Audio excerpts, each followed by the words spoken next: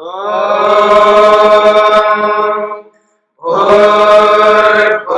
स्वः तत्सवितुर्वरेण्यं भर्गो देवस्य धीमहि धियो यो नः प्रचोदयात्।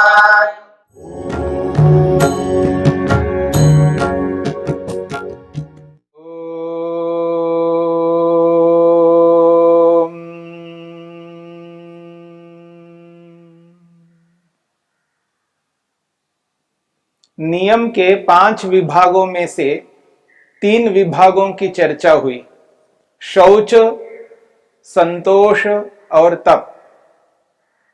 चौथा विभाग है स्वाध्याय। महर्षि पतंजलि ने नियम के अंतर्गत स्वाध्याय को रख करके यह स्पष्ट किया है, बिना स्वाध्याय के, बिना शास्त्रों के अध्ययन के, बिना जानकारी के मनुष्य अपने लक्ष्य को पूर्ण नहीं कर सकता। इसलिए स्वाध्याय जीवन का एक अभिन्न अंग है। जानकारी यदि व्यक्ति को नहीं है, बोध नहीं है, तो बिना उचित बोध के, उचित जानकारी के उचित कर्म नहीं कर सकता।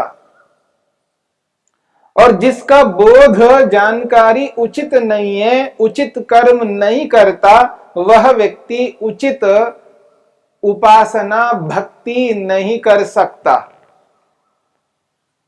इसलिए उचित भक्ति करने के लिए, उचित कर्म करने के लिए स्वाध्याय का होना अत्यंत आवश्यक है। इसलिए महर्षि पतंजलि ने नियम के अंतर्गत स्वाध्याय को ग्रहण किया है। और स्वाध्याय की परिभाषा करते हुए महर्षि वेदव्यास ने जो परिभाषा हमारे सामने रखी है, स्वाध्यायो मोक्ष शास्त्राणाम अध्ययनम प्रणव जपो वा। स्वाध्याय की 2 प्रकार की परिभाषा की है। पहली परिभाषा है मोक्ष शास्त्राणाम अध्ययनम। मोक्ष यानी मुक्ति, मोक्ष शास्त्रों का अध्ययन करना, मुक्ति को दिलाने वाले शास्त्रों को पढ़ना, यह स्वाध्याय का एक विभाग है। और मुक्ति का अभिप्राय है दुखों से मुक्ति, दुखों से छुटकारा। कोई भी मनुष्य दुख नहीं चाहता। आत्मा का यह स्वभाव है, उसे दुख नहीं चाहिए, दुख से दूर रहना चाहता है। और यह स्वाध्याय दुख को दूर कर देता है। इसलिए कहा जा रहा है स्वाध्यायो मोक्ष शास्त्राणाम अध्ययनम।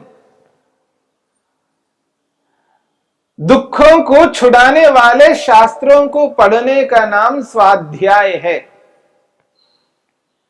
शास्त्र 2 प्रकार के होते हैं, भौतिक शास्त्र और आध्यात्मिक शास्त्र।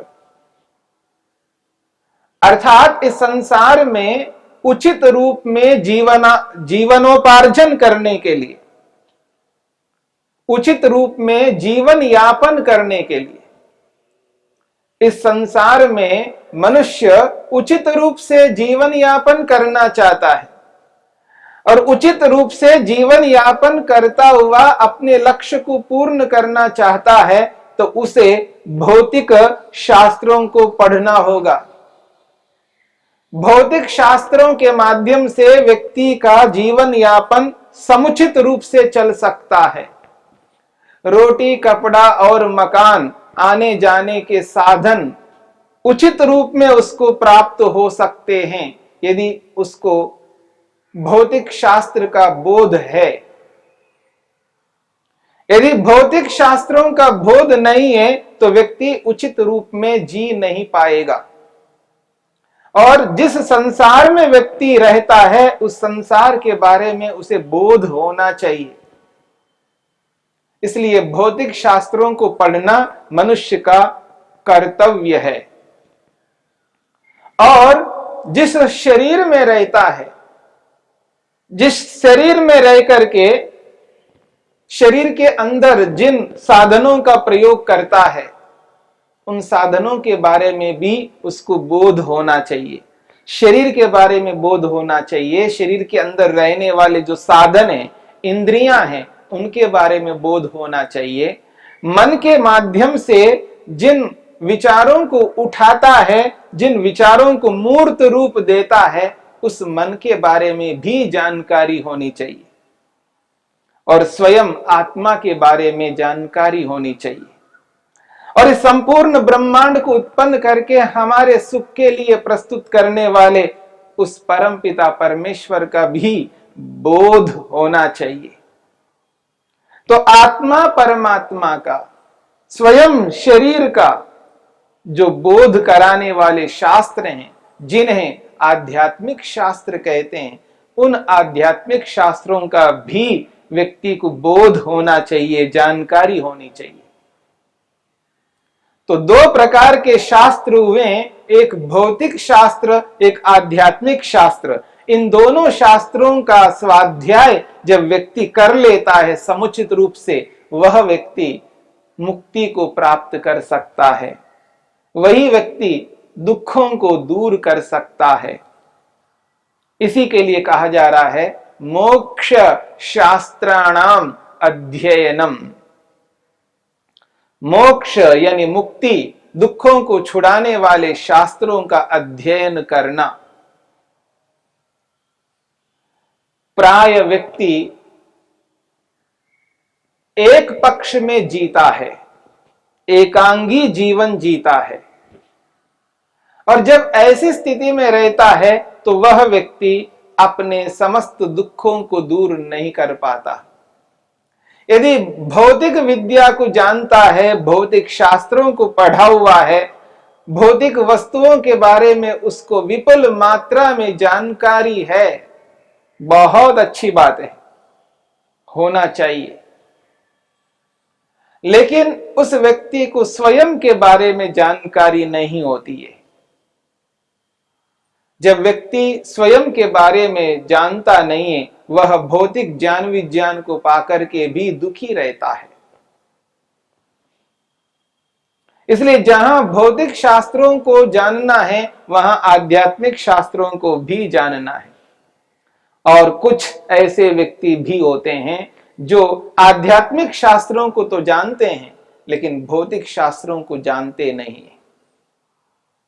भौतिक विद्या को नहीं जान पाते। उस स्थिति में वो आध्यात्मिक रूप से तो जानकारी रखते हैं, परंतु भौतिक विद्या को न जानने के कारण से बाह्य रूप से वो दुखी रहते हैं। एक ऐसा व्यक्ति है जो बाह्य रूप से दुखी रहता है, अर्थात उसे ये लगता है मेरे पास में ऐसा मकान नहीं है, मेरे पास में ऐसी गाड़ी नहीं है, मेरे पास में ऐसे ऐसे साधन नहीं है जो संसार में रहने वालों के पास में है। और उन साधनों के प्रति आकृष्ट रहता है, क्योंकि भौतिक विद्या को उसने जाना नहीं। और दूसरी ओर जो भौतिक विद्या को जानता है तो वो आध्यात्मिक विद्या को नहीं जानता। एक व्यक्ति अंदर से दुखी है, एक व्यक्ति बाहर से दुखी है, पर दुखी दोनों ही हैं। इस बात पर ध्यान देना है।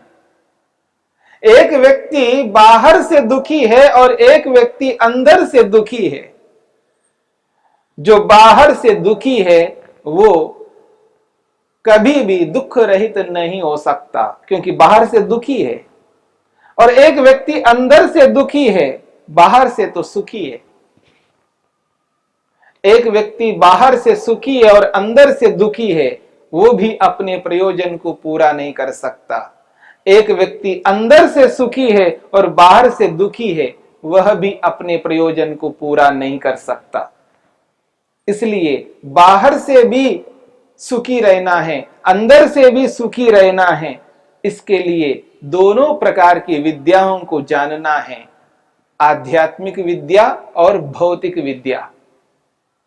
और इन दोनों प्रकार की विद्याओं को जान करके हम भौतिक दुखों से बच सकते हैं, बाह्य दुखों से बच सकते हैं, और आध्यात्मिक विद्या को जान करके आंतरिक दुखों से बच सकते हैं। मानसिक नाना प्रकार के दुख हैं, व्यक्ति को परेशान करते हैं, अंदर से व्यक्ति एक प्रकार से खोखला सा हो जाता है, संतप्त रहता है, क्लेशित रहता है, अंदर के दुखों को वो सहन नहीं कर पाता है, अंदर के दुखों को दूर नहीं कर पाता है। उन दुखों को दूर करने के लिए जो विद्या चाहिए वो विद्या उसके पास नहीं है, और एक ऐसा व्यक्ति है जो बाहर से दुखी रहता है, बाहर के दुखों को दूर नहीं कर पाता है। और इन दोनों की स्थिति में व्यक्ति ऐसा पिसता जाता है, एक अंदर से एक बाहर से, और दोनों ही अधूरे हैं। दोनों का समन्वय होना चाहिए, अंदर से भी व्यक्ति को और बाहर से भी व्यक्ति को जान लेना चाहिए। जो सर्वाधिक बाहर से जानता है उसे यह प्रयास करना है अंदर से भी जानूं, आंतरिक विद्या को भी प्राप्त करूं। आत्मा परमात्मा संबंधी, मन संबंधी, इंद्रियों संबंधी इस विद्या को जान करके, समझ करके व्यक्ति आंतरिक दुखों से बच सकता है। और जो व्यक्ति बाह्य दुखों से ग्रस्त है, बाहर के दुखों को दूर करना चाहता है, वह व्यक्ति भी बाहर की बाह्य दुखों को दूर करने के लिए आध्यात्मिक विद्या के साथ साथ भौतिक विद्या को भी जाने, समझे, बाहर से दुखी ना रहे, अन्यों पर आश्रित ना रहे। हम बिना अन्यों के आश्रय से नहीं जी सकते, इसका अभिप्राय यह नहीं है कि हम सर्वथा दूसरों पर ही आश्रित रहे। पूर्ण रूप से दूसरों पर आश्रित यदि रहेंगे तो हमें बहुत दुख मिलेगा। इसलिए जहां तक हो सके हम स्वयं अपने आश्रय पर रहें, स्वयं अपना आधार बना के रखें। हां, ऐसी परिस्थिति आती है, ऐसी विकट परिस्थिति आती है, ऐसी स्थिति आती है जहां पर हम स्वयं नहीं कर सकते, तब हम दूसरों पर आश्रित रहते हैं। कुछ स्वयं के द्वारा करने योग्य होते हैं, कुछ और समाज के, राष्ट्र के, विश्व के लोगों के द्वारा करने योग्य होते हैं। इसलिए इस बात को समझ करके चलना है। विद्या यदि हमारे पास में है, जानकारी है, तो उस जानकारी के अनुसार हम प्रत्येक परिस्थिति को देख करके, समझ करके उसका समाधान कर सकते हैं। जो हमसे सीधा सीधा संबंध रखने वाले हैं, जो समस्याएं सीधी सीधी हमसे जुड़ी हुई हैं, उन समस्याओं का समाधान हमें करना है। जो अन्यों के साथ जुड़ी हुई समस्याएं हैं, हम अन्यों के आश्रय से हम उनको दूर करेंगे। जो स्वयं के साथ जुड़ी हुई है उनको हमको स्वयं ही करना है। इसलिए स्वाध्याय अत्यंत लाभकारी है। स्वाध्यायो मोक्ष शास्त्राणाम अध्ययनम।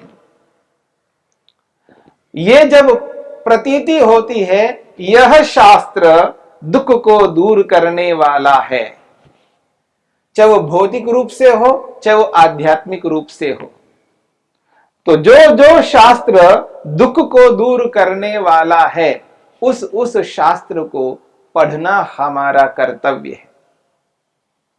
व्यक्ति के पास बहुत समय रहता है, व्यक्ति टाइम पास करना चाहता है, यानी उसके पास इतना समय है, उस समय को व्यतीत करना चाहता है, खर्च करना चाहता है, और उस समय को व्यतीत करने के लिए, खर्च करने के लिए ऐसे ऐसे साधनों को अपनाता है जिनसे व्यक्ति का वैसा विकास नहीं होता है, वैसी उन्नति नहीं होती है, उन कार्यों को करता है, जुआ खेलता है, पता नहीं कैसे कैसे कर्म करता है जिनसे व्यक्ति का ह्रास होता है, जिसकी उन्नति नहीं हो सकती। ऐसे कर्मों को ना करके स्वाध्याय में समय बिताना है। जब हमारे पास में समय है, उस समय को व्यतीत करना है, उस स्थिति में स्वाध्याय करना चाहिए, और ऐसे ऐसे शास्त्रों का स्वाध्याय करना चाहिए जिनको करते हुए व्यक्ति अपनी उन्नति कर सके, स्वयं की उन्नति कर सके, दूसरों की भी उन्नति में सहयोगी बन सके। इसलिए स्वाध्याय अत्यंत लाभकारी है, और दोनों को दोनों प्रकार से सोचना है। भौतिक विद्या को जानने वालों को आध्यात्मिक विद्या के विषय में सोचना है, और आध्यात्मिक विद्या को जानने वालों को भौतिक विद्या के विषय में सोचना है। यानी जो मूलभूत आवश्यकताएं हैं, जिनकी जानकारी प्रत्येक व्यक्ति को होनी चाहिए, चाहे वो भौतिक विद्या से संबंधित हो, चाहे वो आध्यात्मिक विद्या से संबंधित हो, दोनों की जानकारी दोनों को होनी चाहिए। जिस प्रकार से स्कूल में 10वीं कक्षा तक व्यक्ति पढ़ता है, तो उसको सभी विषय उसके साथ में जुड़े रहते हैं। उसके साथ गणित भी है, उसके साथ विज्ञान भी है, उसके साथ में और इतिहास भी है, सभी विषय उसके साथ में जुड़े रहते हैं, और उन सब की जानकारी उसको दी जाती है। ऐसा नहीं होता है कि उसको ये सामान्य जानकारी नहीं दी जाती हो। जिस प्रकार से एक विद्यार्थी को एक सीमा तक सभी विषयों की जानकारी दी जाती है, ठीक इसी प्रकार से हमें भी आध्यात्मिक संबंधी उस सामान्य जानकारी प्राप्त करनी चाहिए, जिसके कारण से व्यक्ति दुख को दूर कर सके, आध्यात्मिक दुख को दूर कर सके।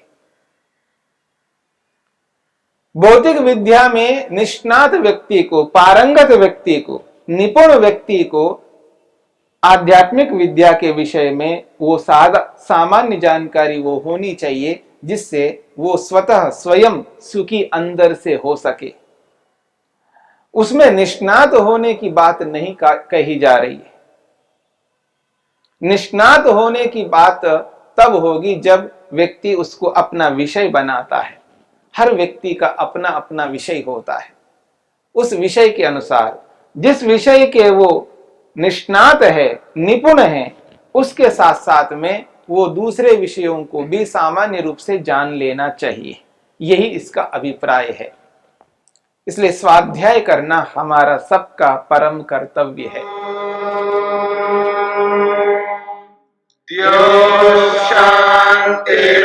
शांतिरंतरिक्षं शांति पृथिवी शांतिरापः शांतिरोषधयः शांति वनस्पतयः शांतिर्विश्वे देवाः शांतिर्ब्रह्म शांति सर्वं शांति शांतिरेव शांति क्षमा शांतिरेधि।